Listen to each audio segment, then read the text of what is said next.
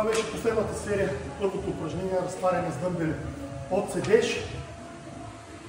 Позволих си в третата серия да взема малко по-голяма тежест, защото така вече търся в последната седмица от тренировъчния мезоцикъл, вече търся малко натоварване, а не само обема, където мога да пипна, където мога да прецизирам, да вдигна и тежестта. Може да направите последната серия читинг или форсиране повторение, някой, който има възможността да тренира с приятел и така. Това е.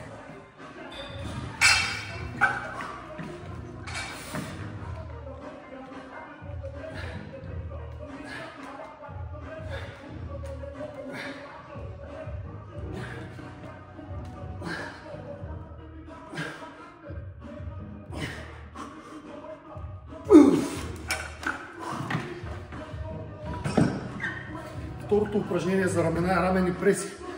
Но отстоеш. Отново, както за краката, използвам по-леките тежести, да придам и малко функционалност на тренировката, баланс, мобилност, ако трябва. За майсторите това упражнение могат да го изпълнят дори зад врат. Да имат така още по-голяма мобилност и баланс в движението. Това е от това упражнение.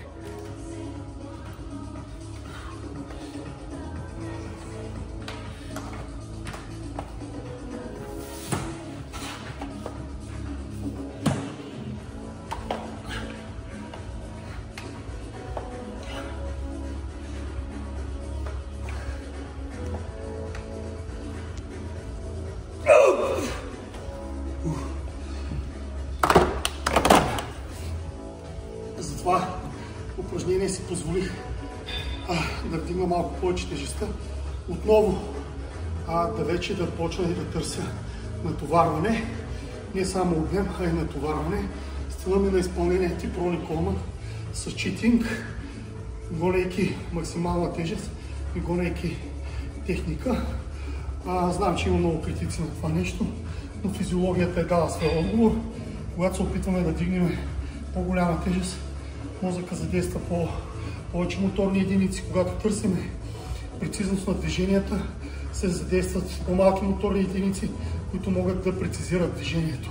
Значи няма как да търсим мускулна маса, едновременно и да търсим перфектна техника. Когато търсим мускулна маса, когато търсим някаква реакция от мускула, трябва да търсим и тежестта. Не говорим тук за гимнастика и други упражнения, които техниката на изпълнение се оценява. Да, техниката трябва да има някакво допустимо минимално ниво, но оттам нататък, щом се гарантираме да не се контузиме и да натоварим мускула, който целиме, вече почва да идва на първо място тежестта. Това е, което искам да кажа за това упражнение.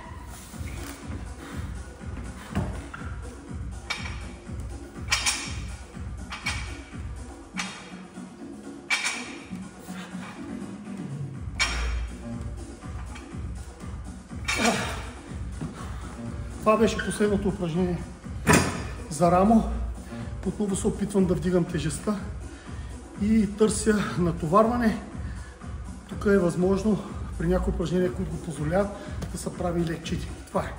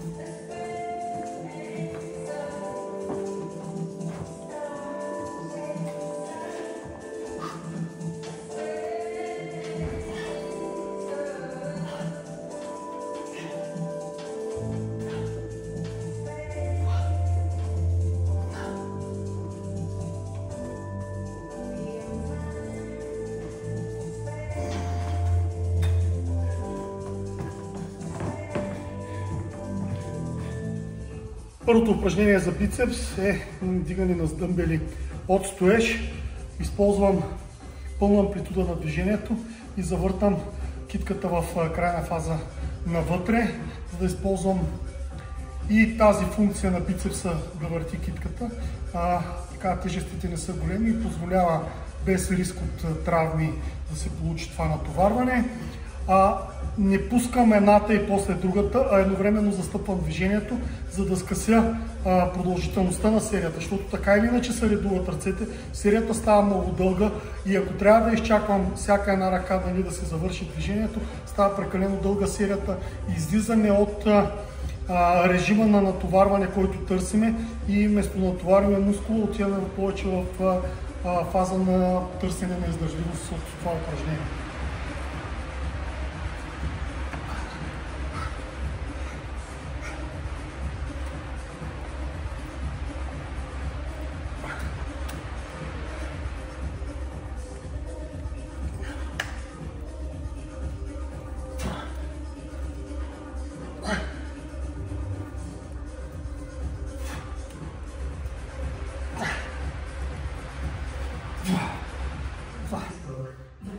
Това е последното упражнение за днес, за бицепс, скотово вдигане с щанга.